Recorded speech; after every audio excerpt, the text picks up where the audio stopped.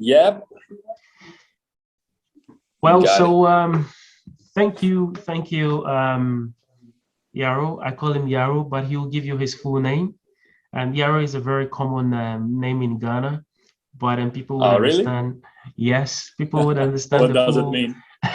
It means, hey, young guy, like. Really? Yeah, Nice. like small boy, come here. That's Yaro. Yaro, All right. come All here, something right. like that. Yeah. Sounds good. So it's great to have him, and as usual, he is more from the diving sport, but he's also a sport manager with broad knowledge in Ukrainian sports and global sports as well. And today we'll be looking at sports in Ukraine. Pardon us if some of the examples are linked to the Diving Federation in Ukraine, but that is what it is. We'll also look at some administration, funding, and even to some extent policy and structure of sports in Ukraine. And as I always say, the nature of the discussion will hinge on sports education with regards to topics that we'll be discussing today. Yaro will share his personal journey in sports and also sports in Ukraine, and then the national sports associations, how they operate. I always like to wrap up with the sustainable development goals and the role of sports. And so, Yaro, I mean, just to begin with, can you please tell us about you? Who is Yaro?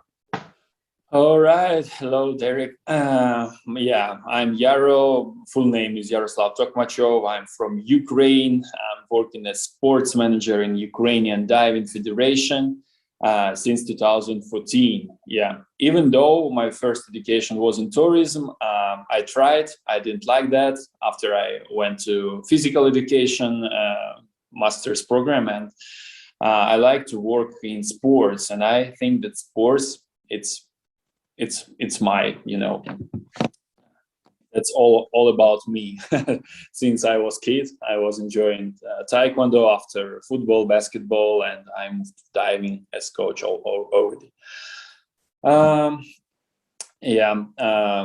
What's important to highlight also, actually, in 2017, I was admitted to the Seoul National University for the dream to get a master's program.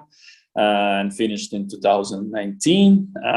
Was great time so far. I think the best in my entire life. And in 2020, me and my friends, my colleagues from another SNU DTM batch, Olga and Aldo, we all we launched international sports website, sportsforworld.com. And we are working on that, and we like to enlighten people worldwide. Okay, as you heard, sports manager for the Ukraine Diving Federation, and don't forget the sportsforworld.com. Please visit that website. I've been visiting; it's all over. You can check some of the articles posted on LinkedIn and on other platforms. It brings the global sport into your pocket. What I mean by, you can just take your phone and then browse through. And they have wonderful editors, as he explained. So briefly, can you share your professional journey to becoming a sports manager? Has it been easy? Just briefly. That was challenging and interesting. I was excited about that. Somehow I started to work in Diving Federation. First of all, that was work with translation of some papers and international conversation, many other things. As I already been in the United States, I get to know for sure English, and I can translate that time and many other things. So after I start to negotiate some training camps, organizing mega sport events, we held 2 European diving championships in Kiev and 1 World Junior diving championship also, and creating and managing social media content, making movies, etc., many other things. Well, so that's interesting. I've spoken with a couple of sport managers before, and one came from journalism to sport, and then the other came from, I think, biochemistry to sport. So now we have tourism to sport. It tells you the sports field is broad. And yes. as a sports manager, people will be curious. What do you do as a sports manager of the Ukrainian Diving Federation? Many things, as I already mentioned, organizing and negotiating on some training camps, events for national team, many other things, creating strategy, also an annual plans for the national team is very important, and it's a big heart. It's challenging because you need to clarify many points and things, but with the experience, it's become okay, fine, no regrets, that's fine. Yeah. So what would be your advice to young Ukrainians or people around the world who has aspirations to become sports managers, sports leaders, given that this field sometimes promises very narrow opportunities?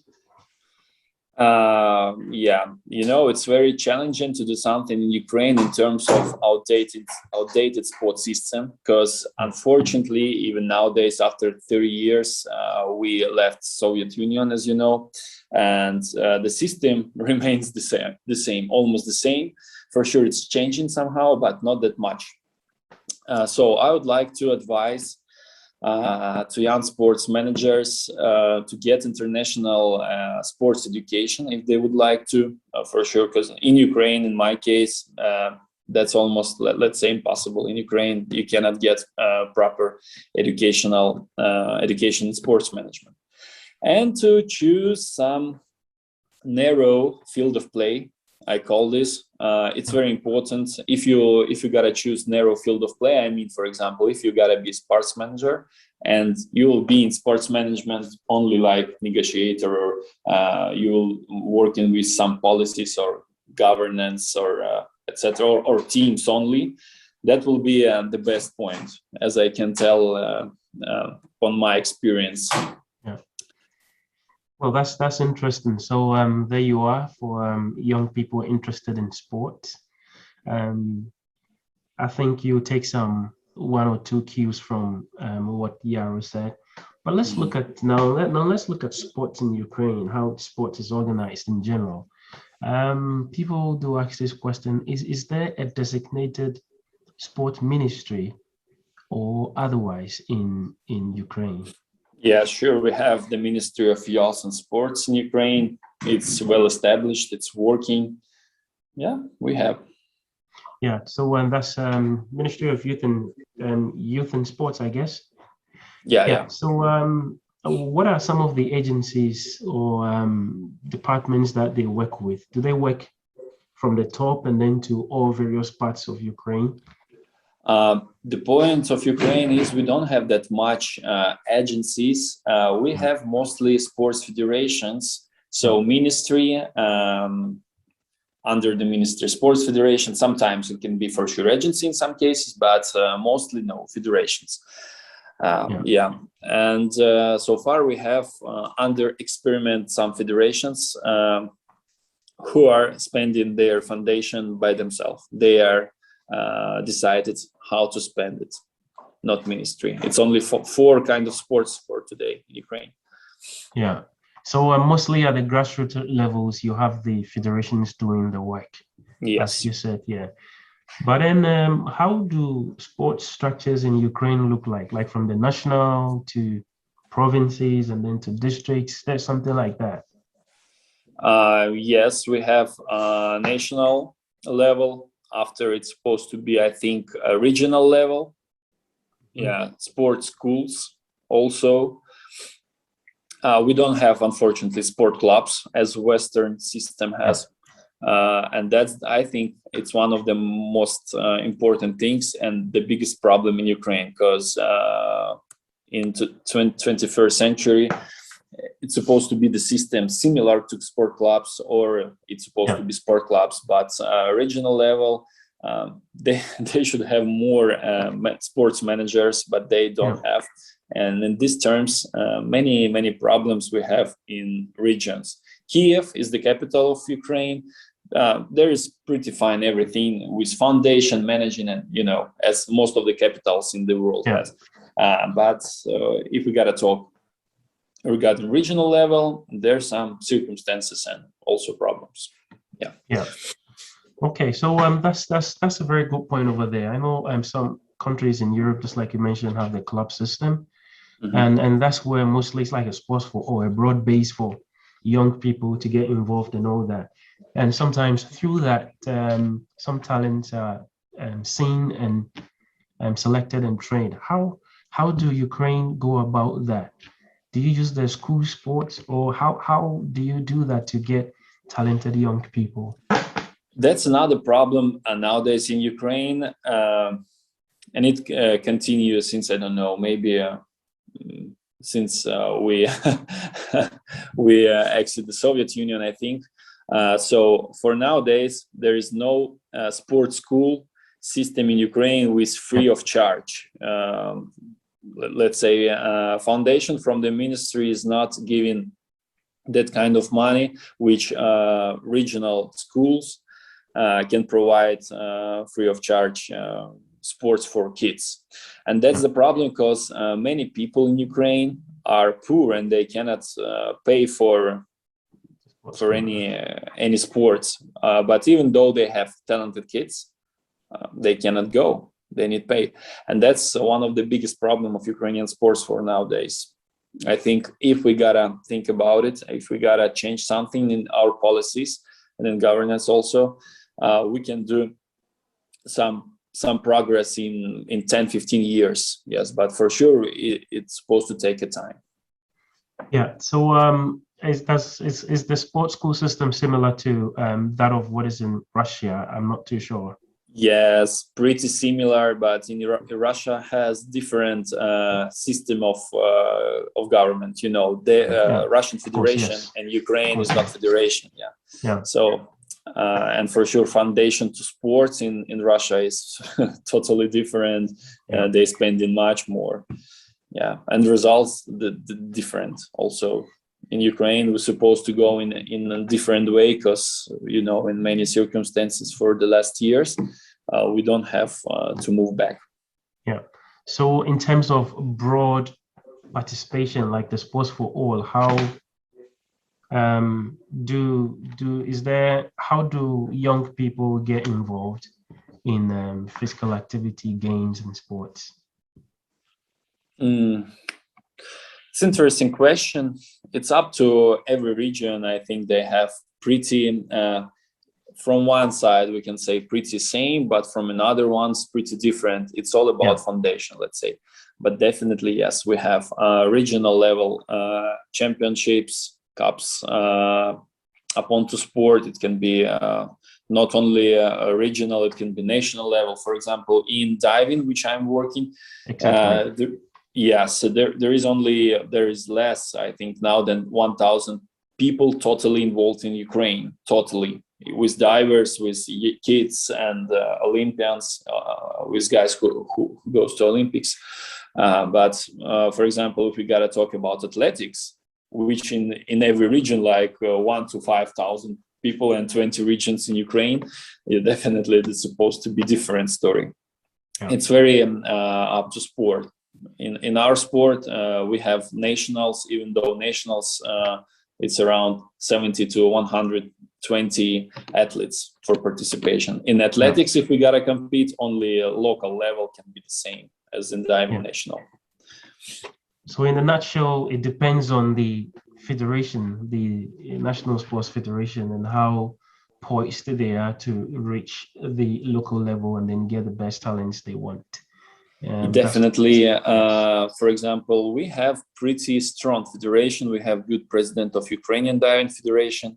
Our president pretty rich, and he's love to spend money. If we request for something, definitely he will give. But other federations are not that much lucky as we are.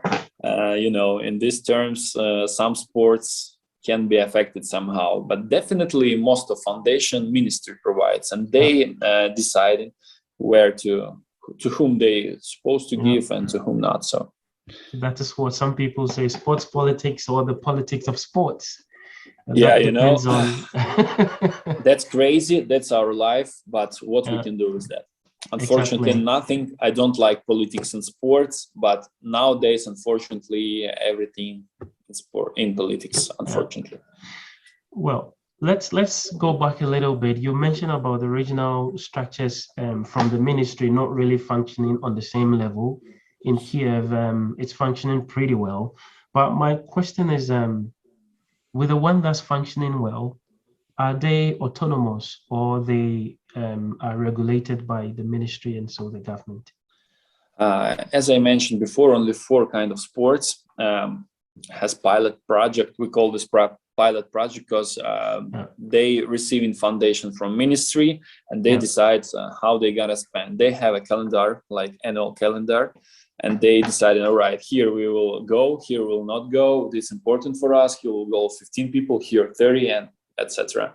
All others are regulated by ministry. Also, we have Olympic and non-Olympic sports. Olympic sports, around 40 sports in the Olympic system of Ukraine. Yeah, regulated by NOC, National Olympic Committee, which is regulated by IOC in another way. So all non-Olympic sports are regulated by the relevant federations of the Sports Committee of Ukraine. Yeah. So, yeah. As in other countries, in Ukraine, sports related activities are regulated by law, which is fine, which has massive impact of countries' representation in official international competition. Yeah, we have also the law on physical culture of sports, defines in particular principles of selection to the national team for various sports and many other areas. Provides for the registration of sports classification, etc. Many other points. Yeah, we have law of sports, physical culture and sports. Yeah, so I think you just covered the next question, which is about whether you have a sports law or sports policy. So if I get you right, you have the law on physical culture in sports, and then are there other more, or you have just one sports policy or sports law that covers how sports is in Ukraine? By law, for sure we have, seems like we have one, but in the real life, it's not working as it's supposed to be on paper. I think in many countries the same. In our country, supposed to be regulated by the law, but I think that it's very different if we gotta talk about Olympic and non-Olympic sports, because Olympic sports got foundation from ministry. Foundation is much bigger than non-Olympic sports, and non-Olympic sports are regulated by the relevant federation of sport, of the Sport Committee of Ukraine. It's totally different story. It's very actually interesting situation how was in karate, because karate is non-Olympic sport, which was Olympic in Tokyo. And that was crazy and interesting. Yeah, that's how regulated in Ukraine. But I think in upcoming decade, we're supposed to change many things in Ukrainian sport policies as it remains from post-Soviet time. Yes, definitely we're supposed to do big changes and big moves in order to reach top countries, which Ukraine was before. Actually, Ukraine was in top 10 by Olympic Games, top 20, but nowadays, yes, it's like not even top 30. I think 38, only 1 gold medal. Yes, I think we need to do changes in order to pursue our success.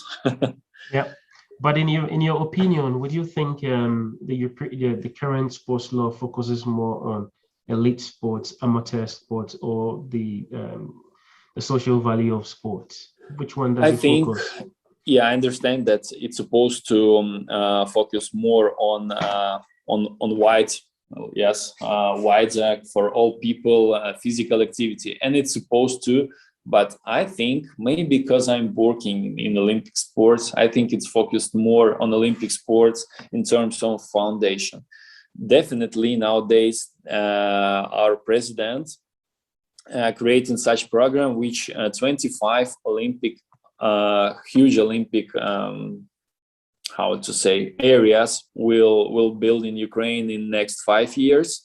They given much foundation for it, and it will be seems like for sports for all, but from another way, it's Olympic base, like Olympic stadiums, Olympic facility. I think nowadays it's focused more for Olympics. Olympic sports, yeah. But I'm not sure. I'm not sure. Need to be more in sports for all to understand the difference. Because I'm working in Olympic sport, maybe I'm thinking from this point of view. Yeah. So, is there a particular national sport for Ukraine? Oh, sure, it's football. It's football, as mostly in Europe. You know, not only in Europe, I think in Africa also, in Latin America also, mostly worldwide. It's like national national sport. Yeah, football is very popular everywhere. We have certain leagues like Super League, Premier League, First League, Second, Third, Fourth, and each city has like up to 10 amateur leagues. Also, very popular and successful sports at the international level is wrestling, archery, and gymnastics. It's like from historical point of view. Yeah, well, that's interesting. It looks like people even know Dynamo Kiev and they don't know it's from Ukraine. So that's how. I think they know. Yeah, mostly they know the club Dynamo Kiev, as you said, exactly. or Shakhtar Donetsk. Shakhtar Donetsk, yeah, two very famous clubs. Yeah, maybe they don't know exactly from where they are. Exactly, that's interesting. Well, maybe you can give it a try. Ask somebody who is not Ukraine and ask, do you know Dynamo Kiev? They'll tell you they know it, but they don't know that some people don't know it's from Ukraine. That's interesting. It's another point. I remember my time in the United States, and when people ask me where I'm from, I said I'm from Ukraine. It's near Middle East or Central Asia. I think I said, all right, stop discussing this. That's interesting. You know, yeah. Anyway, but besides government funds that you spoke about, do you also do the sports sector get support from private individuals or corporations as well? Yeah, sure, we do, and we do a lot. Unfortunately, not that much like I think in Russia. In Russia, what they did, put together all oligarchy, all billionaire guys, and said, all right, you take care about this sport, this sport, this sport, and sports start to grow after 2000. In Ukraine, unfortunately, we cannot do like this, but even though we have like 10 or 15 multi-billionaire guys who can help to sports, and mostly they help to football, not to Olympic sports, I mean regular sports. Yes, and foundation from the private sector is pretty important in Ukraine, but unfortunately not that much developed for nowadays. Ukrainian Diving Federation is pretty lucky with that. As I already mentioned, we have very good president. Yeah, so that's it for sports in Ukraine, and I think you have done justice to that. And I'm pretty sure people would see or know what sports is like in Ukraine. Now let's look at the national sports federations. We look at the roles of the national sports federations and their relationship with the government. What do you think of this with the national sports federations? With whom do they hold allegiance to? Is it to government or to the international sports federations? For sure, national sports federations, in our case, has more alignment to ministry. Definitely, because ministry providing foundation, they rule, they requesting after feedback like annual one. You need after whole of the year go to them and show your results, which you looked before and what you got. So that's the first thing. From another point of view, if we gotta talk about Ukrainian Diving Federation. Ukrainian Diving Federation is an affiliated member of LAN, is European Aquatics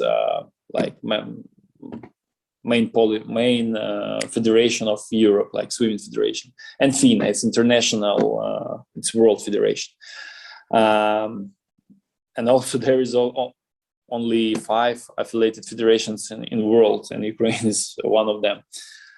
Yes, and in this role, in terms of relationships, from one point of view, it related to sports ministry on the national level, and internationally, definitely to FINA.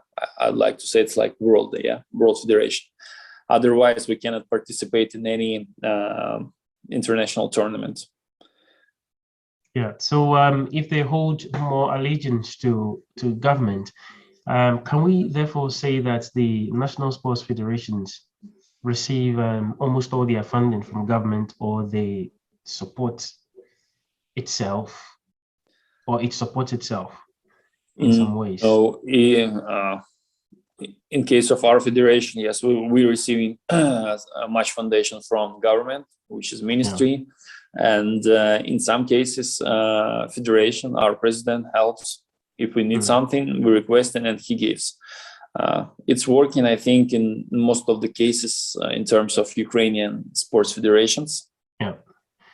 Yes, but not in football or basketball. There are totally different cases. They are providing themselves foundation from selling tickets, merch, selling players, etc. Different story. Yeah. I guess probably they have a broader market base, not only in Ukraine and outside Ukraine as well. But at what point do government decide to support the National Sports Association? You can use the Diving Federation as an example. Is it during the Olympic national competitions or any other competitions, or government does that every year? Every year. We have Olympic cycle, which is normally 4 years, but in terms of Corona and all of that pandemic things, previous Olympic cycle was 5 years, and this one's supposed to be 3 years to Paris Games. Yes, and they providing a foundation annually. If, for example, you're requesting, let's say in euros, if you requested €100 for the year, or 1 million euro for the year, and if you will not spend it, and if you will not show results, they will cut foundation.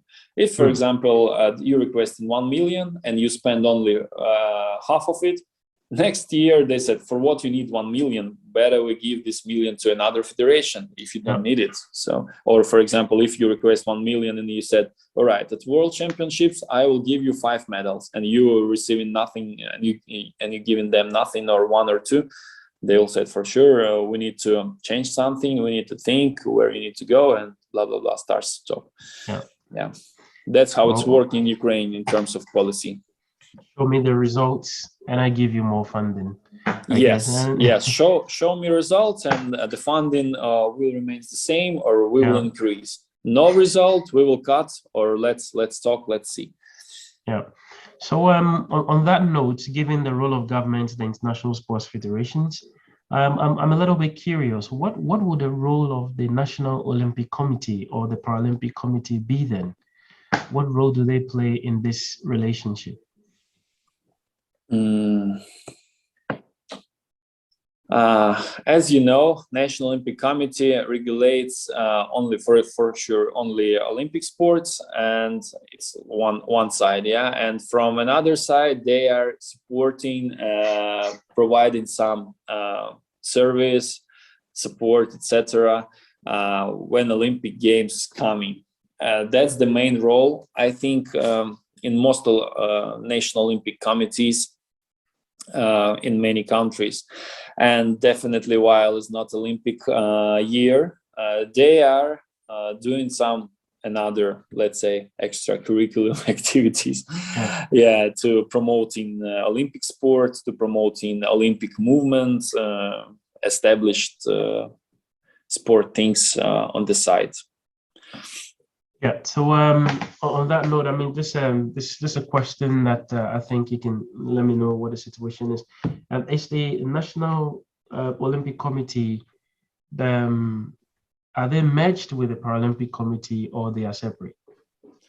In our case, I think they are separate because we have two different presidents. Yes, definitely separate. And foundation actually for Paralympic Committee is almost the same prize money, same money for training camps. Yeah, and I know that in various countries the situation is totally different. But in Ukraine and I think in Kazakhstan also. It's pretty same situation, and in Russia also the same. Yeah, Paralympics is different. Okay, so the fund comes from government, I guess. Yeah, I think so. Okay. No, for National Olympic Committee, the fund comes, I think, from International Olympic Committee. Well, IOC, yeah, okay. IOC, yeah, IOC. And the Paralympic, the IPC, I guess. Unfortunately, I cannot tell anything about Paralympic. I think most of funding comes from government. It makes sense, right? Yeah. I don't think that International Paralympic Committee provide much funding for Paralympic sports. Yeah. Because I asked that because you talk about the foundation is very the same. So I was wondering what that means. I mean, foundation the same in terms of prize money. In terms of training camps for Paralympians, because we arranging some training camps, for example, in Turkey, the hotel and sports hotel, Gloria Sports Arena. It's pretty famous among many sports and many Europeans there, and many Paralympians also there. Ukrainians, Russians, German, British. Olympians, and next to them Paralympians. The same seems like the same money, even though they have a lot of athletes also. I think that's very fantastic to know. I know I've seen reports and I've seen also pictures and videos of some Paralympians, attending some of these competitions, and they don't get the same support from the Olympians, the Summer Olympians, So yeah, sure. That's very interesting to know about that. Anyway, that's just about the national sports federations and then the associations. It looks like you have something to say. No. I totally agree with you. We just yesterday discussing with some coaches from athletics and many points, different points of view regarding the Paralympic sport. Some said that it's good that they have much foundation. Some said it's unfair. It's supposed to be different. But many points, and I think everywhere is the same. But you don't have an opinion on that. It's hard to say because we are lucky people because we are not familiar with that things which Paralympians and people, invalid people has. So we are lucky, and it's good that Olympics exist for Paralympians also. Yeah.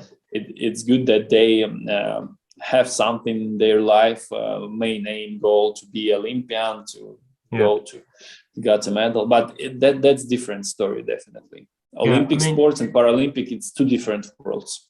Yeah. I mean, just to clarify for whoever is listening, when you say we are lucky, it means Ukraine. You don't really see that difference. Means me and you, because I get it. Yes, because we don't have any things that Paralympians or disabled people have, right? Yeah. We are lucky to be with hands, to see, to hear. Nothing to say. Yeah, that's just the national sports federations. We've discussed the relationship with government now. This is quite new, but it will be interesting to discuss with you the United Nations Sustainable Development Goals, which has captured the world and everybody is talking about it. Here in Norway, it's quite common to hear people talk about that. And as you know, I'm with the Norwegian School of Sports Science, and they've rolled a program, a new course on SDGs, that's the Sustainable Development Goals and Sports, which started this year. So that's interesting to know. And in most African countries, a lot of countries are adapting their national agenda, development agenda to these SDGs. So has the sports sector, particularly the national sports federations or the ministry, whichever way you take, consider the sustainable development in their programs? Yes, we have the same, I think, as many countries trying to develop, as Norway, as you said. In Ukraine today is a strategy for the development of physical culture and sports, I think, until 2028. Before it was until 2032, but they cut 4 years. I don't know why. The strategy defines the goals and main tasks, and to create conditions for the development of the Olympic movement, elite sports, which are the basis for the formation of positive image of Ukraine in the world community, and support of Paralympic and Deaf-Olympic movement also. Yeah. And other goals are popularization of physical culture and sports as one of the areas of self-realization of Ukrainians. Another great strategy, but let's see how they gotta implement it into the life. Yes, so well, that's very interesting to know, but I'm not surprised that it's been enrolled in Ukraine, and it's at the infant stages, and people are still trying to figure out what role sports can play. But do you think sports can play a role at all, and how? With regards to these sustainable outcomes, you can use the Ukrainian situation as an example. Yeah, I think definitely it can play, and it should play, and it must play. Otherwise, for what people design sports, right? Yeah. Sports is very unique too, in order to create peace, I think, to make people healthy, to make people how to say, happy. Yeah, to make people healthy, happy, to create some spots for work for certain many people working in sports. And nowadays, if we gotta talk about fitness sphere, is crazy, because many people are working in fitness centers, and that's very popular nowadays. Only small area in Kiev where we working, 5,000 people going into this gym, only to one of 100 gyms. And that's crazy. Yeah, I think so. I think that sports will help to society to become better in various ways, starting from creation of peace in some areas, in some war zones, crisis areas, let's say, to make people active, happy, and healthy. Yeah, and then that's interesting comment from you. I know the IOC is currently in the crisis of getting countries to host, and I think they've also changed their strategy to ensure that they are able to sustain the selection of countries, and countries availing themselves to host the Olympic Games. So we are in the sustainability era. We hope that something better comes out of it. And to sustain is beyond legacy, as it means that making provisions for the future and continuing such endeavor. On that note, we are wrapping up now, but do you have any further comments to say, given the discussions we've had so far? Oh, that was great. Thanks for inviting me. That was pleasure and being honored to share my point of view and some knowledge with community. And thank you, Derek, for enlightening community also, as I do. We are doing it in pretty different way, but the aim and goal is the same, to enlighten people. It's unique and it's good, and I appreciate for this kind of opportunity. Hope that we can contribute somehow for mutual benefit later. And thanks for inviting me one more time. Yeah, so on that note, that's where you heard from Yaro, and he gave us accounts of his professional journey to be in this sports world and even sustain it further, enlighten people in Ukraine and across the globe. It's a pleasure to have you to uncover sports in Ukraine. and the way you do it is fantastic. And looking for some time to speak with me, even though I know as a sports manager, you're preparing athletes far away from the city where he bases. And hopefully we have we have more time and opportunity to talk about other things. He has a platform, and I'm willing to be on it anytime he deems fit. So thank you so much for the time, and hope to talk to you again. Yeah, My thanks, pleasure. Derek. Cheers. Yeah.